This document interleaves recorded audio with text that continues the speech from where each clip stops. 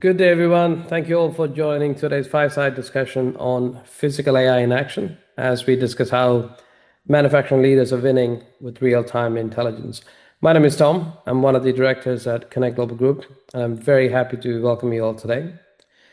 We are joined by Ashtad Engineer, who's a worldwide head of manufacturing solutions from AWS, and Sharat Prasad, who's the AVP for IoT and engineering from Cognizant. Thank you both for joining. I will ask each of them to say a few words in a moment. Before we begin, just a few quick words. The event is brought to you in partnership with Cognizant and AWS, and I would like to thank both of them for taking the time and effort to put this together.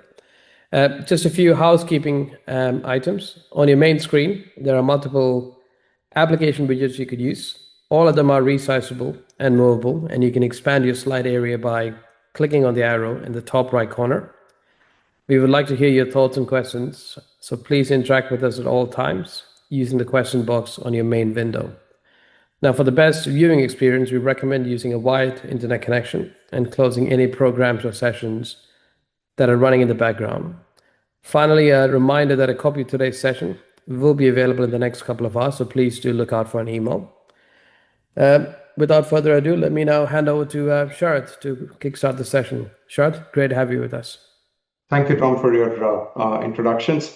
Welcome to everybody this evening in Europe or this afternoon in the United States, depending on where you're based. I'd love to invite you all to this conversation on physical AI in action, how manufacturing leaders are winning with real-time intelligence. I'm Sharat Prasad. I'm AVP in Cognizant for the IoT and engineering services. And today I'm extremely excited to be joined by a very, very esteemed and well-known industry expert within this area, Ashtad Engineer.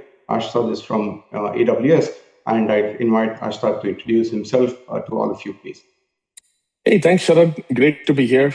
My name is Ashtad Engineer. I lead the worldwide solutions for manufacturing for Amazon Web Services. And great to be here, and especially talking about physical AI. And the question still manufacturers are asking, what has shifted from should we invest in AI and to why are our competitors already getting results and why aren't we? So the urgency of this is real. Absolutely. And this urgency has a backdrop, doesn't it? The market context itself is quite staggering. Analyst data shows that there is a lot of investments flowing into physical AI systems, and just the physical AI services market is expected to be about a $60 billion market in 2030 or so. That's what analysts are saying, with a huge CAGR, almost about 20% CAGR starting now all the way to 2030. So the opportunity is extremely rich. I think there's a lot of scope for delivering great value to manufacturers and across different market sectors. Autonomous factory operations, robotics and automation, and autonomous vehicles are leading this charge. Almost about 45 to 50% of this spend is actually going towards these types of use cases. So this is not a niche experiment anymore. So let's get right into it and understand what physical AI actually means in the context of a factory. And this is great, right? Because traditional AI today lives in the digital world. So it reads text, generates images, answers questions. Physical AI actually bridges the whole digital and physical worlds together. So it's the convergence of AI, edge computing, IoT, spatial intelligence we see, and simulations that really enable systems to sense, understand, predict, and act autonomously in complex physical environments. And I think starting off, Sharat, something very fundamental, because I still get asked by almost every customer on what actually is physical AI and why does it really matter now in a way it didn't like just 5 years back. Yeah, that's a right place to start as well, Ashtad. There is a lot of confusion between what is a traditional industrial automation system versus what we really mean by physical AI. A clear way that we have started articulating this is what it's a combination of a few things. First and foremost, there is a sensing element, which means there is a system that's consuming live sense signals from the physical world. Any sort of a sensor data, maybe a vibration monitor or a computer vision. Cameras are becoming more and more prevalent, either in monitoring and reviewing safety situations or for inspection kind of scenarios and so on. Video, not just images, but also video. PLC SCADA streams, you were talking about geospatial, so location data, machine logs, or a combination of all of these things. So the first and foremost is there is a physical signal that's getting consumed. The second is actually it follows two different pathways. Once you have signal, then you have an ability, AI gives an ability to reason what that physical input or sense input is actually implying. And then related to that very closely is the action. AI influences this action quite significantly. And it could do it in two flavors. That's what you see as 2.1 and 2.2 in the screen. One is where the reasoning and action is happening autonomously, but with human accountability. Of course, a human also always has to be responsible for what action occurs, but the system is autonomously responding to the change in physical input. Asset states could change, environmental conditions could be different. So all of that really helps the system to operate in a closed loop fashion. Examples could be in a robotic commands. A robot picks up something, looks at it, determines what needs to be done, whether it goes into a package line or whether it goes into a rework line. A robot real time makes that decision. Or the other way it could happen is the action is happening semi-autonomously with a human in the loop. And those occur in cases where there is a safety criticality that's involved. For example, the AI system might determine that a bearing is going to go wrong in the next 3 to 4 hours. So there is no reason to stop your operation midway and disrupt your entire line. In such a case, a human will take the decision that I'm going to change this in 3 hours' time. The shift is ending in the next hour and a half. So there is a little bit of a time when that can be planned. So that's a semi-autonomous type of human in the loop action.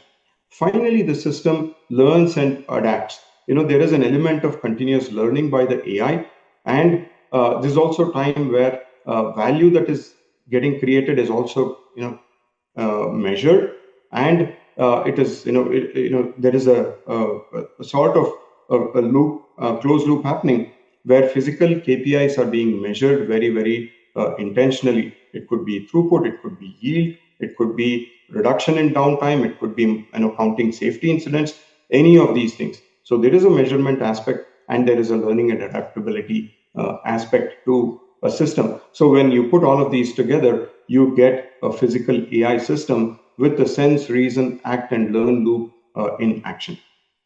Got it. And I like to think about it that it's the embodiment of artificial intelligence in any physical object or smart system, for example, not just robots, right?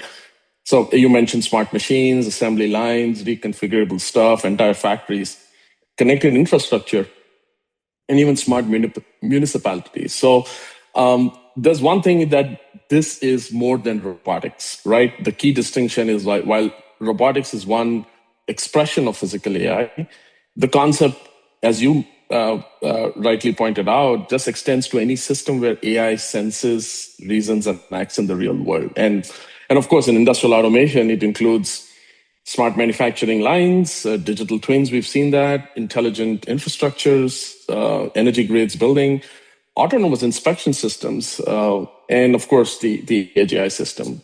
So you work with clients across the industry, Sharad. So say automotive, pharma, consumer goods. What's the single biggest barrier you see holding companies back today from getting real value out of the physical AI? And what does it getting it right actually look like? Great questions. Actually, the answer surprises people when they first hear it. The algorithms exist.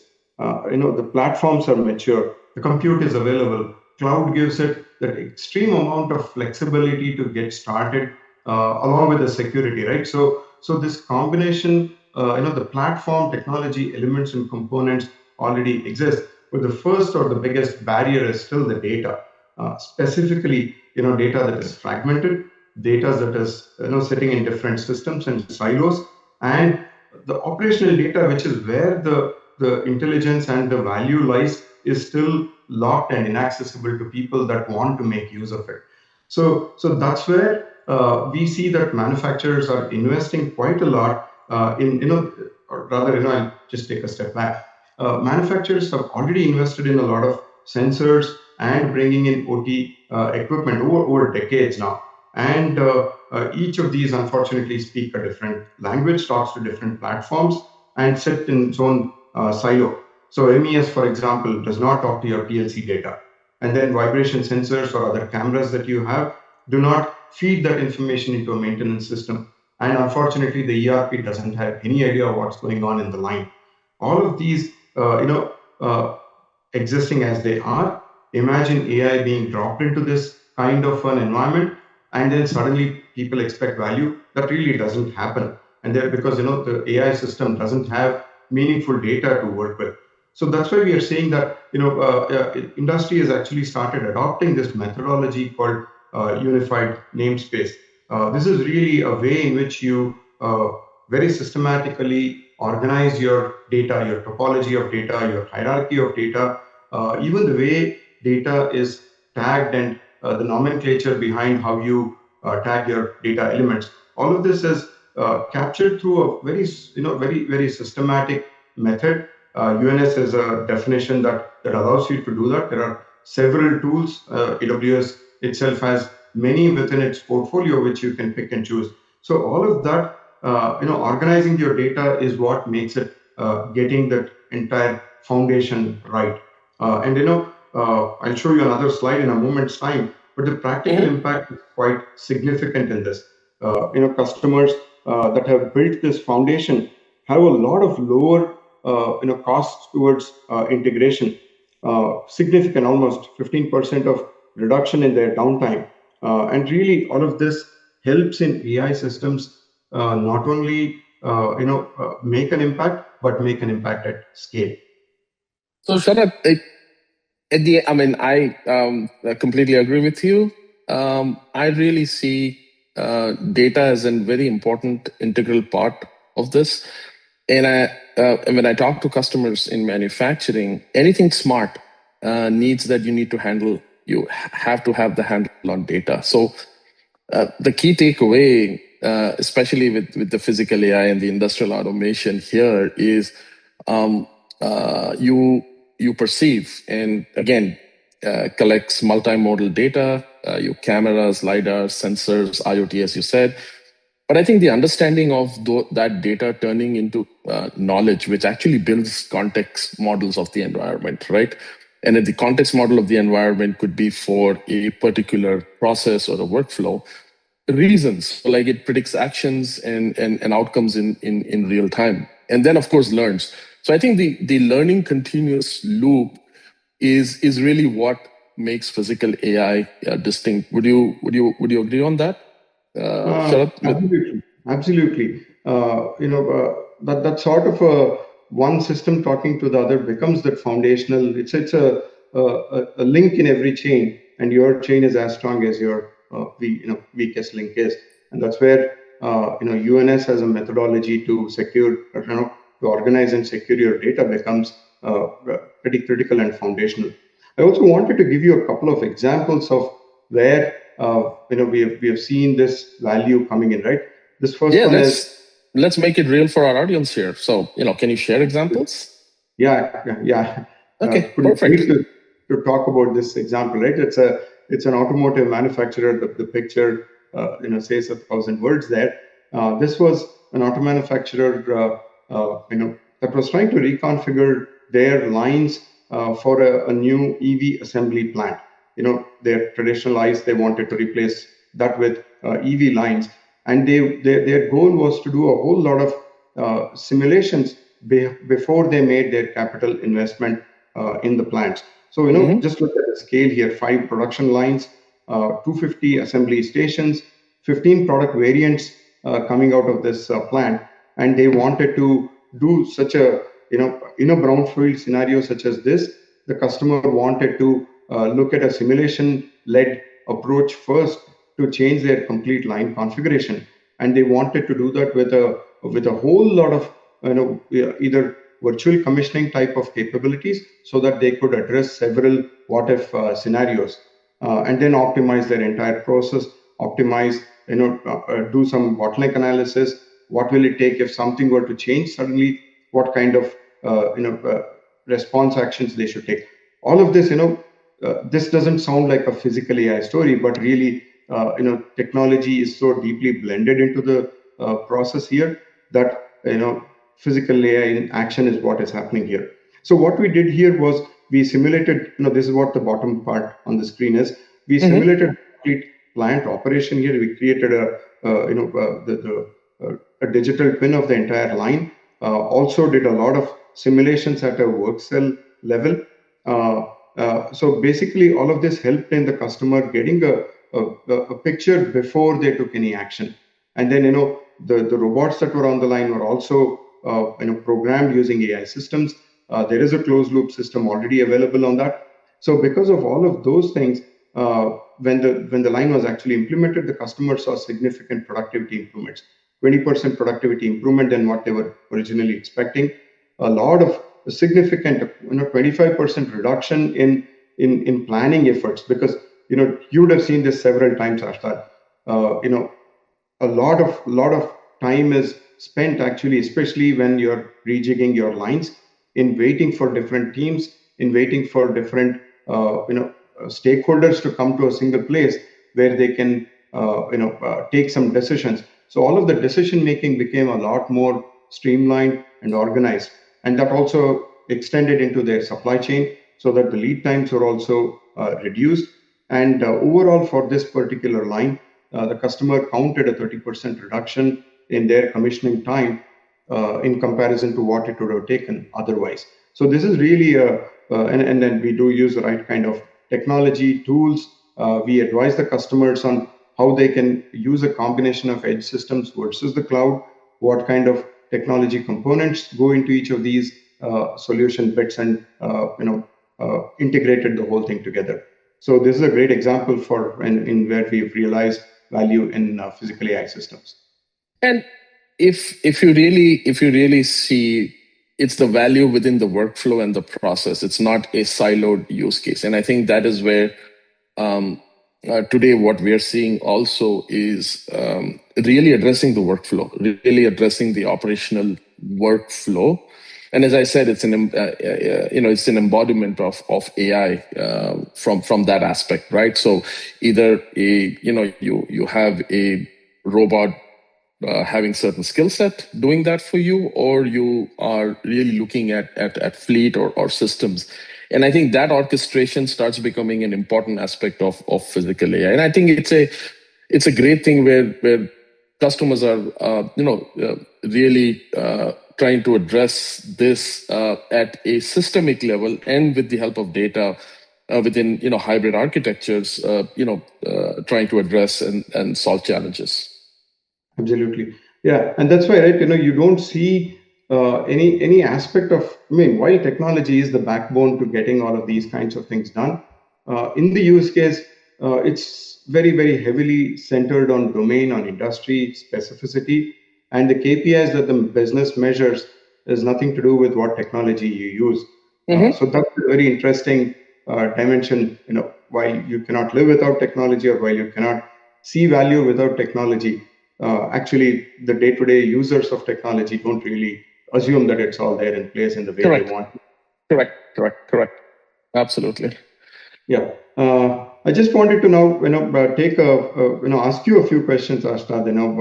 Sure. Because I want, and the segue for that is really this technology piece, right?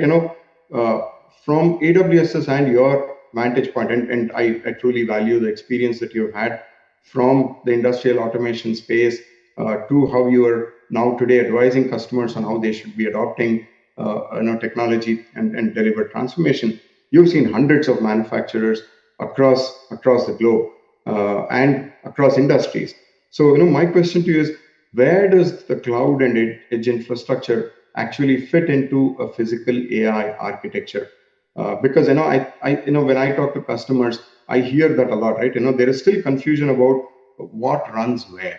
Yeah. Would you mind sharing a little bit of light? And when customers and when I hear cloud native or cloud first, I cringe. Being coming from industrial automation where edge is so important. So great question. But the answer isn't just putting everything in the cloud, right? The architecture is inherently hybrid, and getting the split right is critical. So the hybrid edge cloud model exists because physical AI has a fundamental tension. It needs both millisecond level responsiveness at the point of action, which is the edge, and massive computational depth for learning, simulation, and, as I said, fleet-wide coordination. Because again, that's where the power of the cloud comes in. So think of it as two cognitive systems working in concert, right? You have the edge system where it is just fast, reactive, instinctive, millisecond inference, physical hardware access, real-time sensing, processing. The system can't wait for a cloud response, to avoid a collision or shut down a failing machine. We all know that, right? And the cloud, that's a second system. It's deliberate, it's analytic, strategic, powerful reasoning models, continuous learning, and that's one of the important thing of the feedback loop, close learning, and fleet coordination. And at the end of the day, it's distributed observability across your fleet, right? And digital twin simulation. So neither alone is sufficient from a systems and a hybrid perspective. So I remember one analyst putting it that if you just run only in the cloud, every decision takes a long road trip, right? But if you run only at the edge, each site then becomes an island and you lose global insight, right? I mean, that's the whole tension what I was talking about. So I think it's an important aspect of a dual loop architecture and formalizes this to interconnected loops. So if I take the cloud, it's the training loop, handles data processing, model training, simulation of digital twins, and cross-site benchmarking. This is where the system learns. The autonomous loop, which is the edge, right, handles real-time operations and physical world interactions, right? This is where the system acts, right? So to make it fun, right? Today we hear about humanoids, right? And just giving you an example, say a humanoid robot uses cloud-based reasoning to say plan to prepare a breakfast, and just breaking it into steps and remembering preferences, while the edge VLA model handles the millisecond level control of the humanoid really grasping a strawberry without crushing it. So I think that's an important aspect of this dual loop architecture, which really, and I think the customers today should really balance latency versus intelligence part, data gravity versus bandwidth cost, autonomy versus really connectivity dependence. Security and data governance absolutely is key versus the fleet learning, as I was talking about. Model freshness, because again, model improves continuously in the cloud, but deploying updates to edge production systems, somehow inherently, carries some risk. And I think the balance is to really validate in digital twin simulation before deployment. And of course, the cost of compute versus cost of downtime. So, edge hardware is expensive upfront, cloud is elastic, but carries data transfer costs.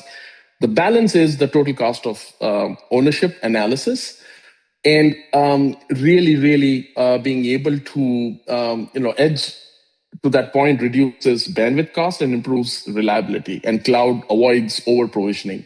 So I think hybrid architectures can achieve energy savings, it can achieve cost reductions, and how you really design it. And every industry would have its nuances on the edge, on the hybrid architecture. I know it's a long-winded answer, but I think it's an important aspect of when you start designing physical AI systems. Sharad. No, true. Thanks for that. I mean, the detail really helps, especially when there are so many customers that are grappling with what goes where, I think your answer is a great, great perspective. Um, Actually, I liked a couple of things that you said in that, right? And especially think about fleet-wide. When you implement a system at scale, scale being the most important part, you need to think about how you can handle applications, use cases at a fleet level. That was one interesting thing. The second thing was about, you brought up the humanoid, which is really cutting edge. In fact, my background that you see here, it's our innovation center. We just got a humanoid a couple of days ago over the weekend. So, we are rolling up our sleeves in the next few weeks. We're going to try to, get some strawberries served with this humanoid if things go well. But my question is a little more serious on that, connected to that, right? Manufacturers and especially executives say there is a pushback saying, we have decades of legacy OT equipment that we have in our factories and plants. We can't rip and replace all of those things. So does physical AI still apply to us? What's your answer? See, brownfield isn't a barrier today. It is actually, it's where the biggest opportunity is. And this is something I feel very strongly because I've watched too many manufacturers just delay their AI journey, just waiting to say, hey, modernize the infrastructure first. That's a trap. The reality is most of these brownfield assets, and you know that, right? The PLCs, SCADA systems, legacy sensors, are all generally incredibly valuable operational data generating, right? The data exists today. The challenge is actually making it possible in a consistent, governed way, right? And I think that you're not buying new machines, you're just connecting the ones you have. So remember the UNS architecture, which you alluded upon, Sharad, it described as a really purpose-built exactly for this scenario, the state. Because in physical AI, state is an important aspect on how you really model state, how you really convey state, how you really are able to understand the system dynamics with state. So the layer is a data integration on top of your existing infrastructure, brownfield, and normalize it, and suddenly your AI applications have something to work with, right? We've seen manufacturers achieve meaningful AI outcomes. Predictive maintenance, quality inspections, energy optimization on assets that are 10, 15, or even 20 years old, right? So the intelligence is in the software layer, not in the hardware. So the practical advice I give every manufacturing leader is don't wait for a greenfield project to start, right? Start with the data that's already there. Start with a high value use case.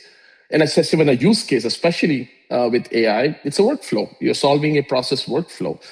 And run a sprint, and run a 90-day sprint.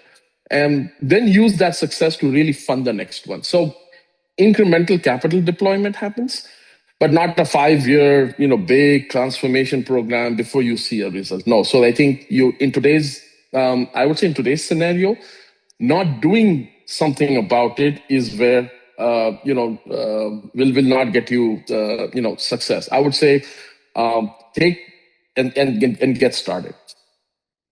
Perfect. Yeah, that's a very pragmatic and practical advice. However, if you zoom out a little bit, what is the mindset that the decision makers must have now? Because there are winners in physical AI. There are going to be others that will follow them, others that may never adopt or embrace something like this. But somewhere along the line, the second and the third categories also get stuck in a pilot purgatory. And we've seen pilot purgatory happen in every churn of technology, right? What advice would you give, if you were to zoom out, what advice would you give manufacturers? So I would say the mindset shift, because again, and time and again, I've seen manufactured, it's a mindset shift. There is a lot of change management and culture involved, right? And today, the processes allow you to be doing rapid prototyping and really take the persona and journey of the person who's affected by using that system, right? It's not the after the fact. You have iterative way of doing software development. And the simple mindset is moving from using AI as a technology to a technology project, for example, to AI really as an operational discipline. And that sounds simple, right? Let me tell you, but it changes everything. on how you approach it. Leaders who are winning today don't ask what's the coolest AI use case or what's my peer doing, and can we do that. They ask what is the operational problem costing us the most, and how do we apply AI to fix it? And I think and measure it at the same time. So in 60 in 90 days, that's the anchoring of the to the ROI, and that has to be built into every engagement. And I've also seen manufacturers treating data as an operational asset, just like an asset and an equipment, not as an IT problem, right? Because again, agentic AI is all about understanding the business workflow and the operational workflow. So companies that are scaling physical AIs have executives who genuinely care about data quality on the shop floor, the same way they care about product quality, right? From a customer perspective. And the cultural shift where really OT engineers and IT architects are really aligned around a shared data strategy. And I think we are seeing this on a regular basis about not treating your data on a single use case, but treating your data from a complete life cycle perspective. So now base goes back to the whole fleet orchestration, goes back to the whole sharing of data, UNS, so on and so forth. So it's all about aligning around a shared data strategy is what enables everything else. And I think that's an important aspect of understanding, because I always say that the data dance which goes on in manufacturing, quality, maintenance, supply chain, engineering, production, right? It's the collaboration and having a shared understanding of the data to really push and manufacture product and put quality product out in the market.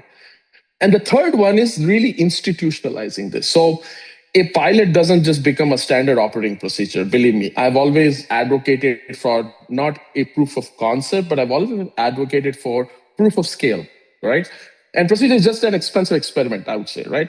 The leaders I see winning have really embedded AI into their daily workflows. And I keep talking about workflows because that's where you get your ROIs, shift handovers, like maintenance cycles, line scheduling.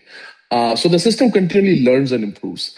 That's the adapt phase of what the physical AI we talked about. Continuous learning, autonomous adjustments, and self-improving systems. And once you are there, your competitors who are still not doing manual review are genuinely at a disadvantage. So I would say the market numbers, if you really see, reflects this urgency. Physical AI manufacturing is growing at close to 35% CAGR. And windows to establish differentiations is now. And as I said, not doing anything, not in the next 3 years. So that's how I would put it across. Sure. Yeah, perfect. I mean, it's been a genuinely rich conversation, Arshad. Love the perspectives that you brought in. Again, like I said, it comes from a lifetime of experience in this domain across customers, across regions. So you've seen many a battle, and I'm sure you have many a battle scar to show for that as well. Sure. And I say, I'll tell you what not to do, because everybody talks about best practice and all that. And when I talk to customers, I'll say, hey, all this is fine, but I'll just tell you what not to do, because again, of the experience we have had, especially in manufacturing in this space, and seeing it evolve over the last 30 years. Yeah, absolutely. I mean, those are true real life learnings. For all of that and more, right, Arshad, thank you very much for your time and perspective. And if there is anything that has sparked interest in our listeners today, we'd love to engage more, have a dialogue, have a discussion, and understand those what we can do from here going forward. And on that note, we are also planning, between AWS and Cognizant, we are planning to take this conversation and continue it into the next level, right? From having this sort of a virtual discussion, we are also planning to have an exclusive in-person session in Chicago at Cognizant's Manufacturing Innovation Center at MXD in downtown Chicago, where we want to talk about physical AI in action at scale. So I was talking about the humanoid a little while ago. We're going make some experiments and share learnings, share experiences as we go forward with that, or even what you see in my background here. We've got a lot of use cases on physical AI that we want to showcase. I know it's a combination of live demonstrations, a guided tour across our facility, and do some real peer level conversations with those of you that join. Webinar attendees do get a priority access to apply for a place. This is at no cost, but there is a lot of value that we believe you can derive out of that. The link is in the chat of this, or you can visit the website of the QR code that's there and register your interest to participate in this event. Places are limited. There are already several folks that have registered for the event, and if this sounds like the right conversation for you, I'd encourage you to act on this today and register. Any closing words from you, Arshad? Yes, I think I would really say, if I just summarize and key takeaways is really IT and OT must converge, has to converge. Sharing a common understanding of a unified data fabric is no longer optional if you really want to compete at speed, especially with this whole heterogeneous agent landscape which we are in. Pilots, second thing, as I talk about, pilots don't create competitive advantage. Scaling adaptive AI systems do. A brownfield is not a barrier. Third, it's where your biggest ROI is waiting. So, and fourth, I would say just start with just clear KPIs, build a resilient data foundation. And I cannot stress this enough, is really build a data foundation and iterate fast with the use cases. So if today's conversation really sparks something for our listeners and customers, and if you're thinking about where to start or where you want to pressure test your AI roadmap, I really encourage you not to wait and start doing something else. So hey, thank you for having me. I really look forward to seeing some of you in Chicago, and thank you who joined us today. This was a really fun conversation. So thank you. Thank you.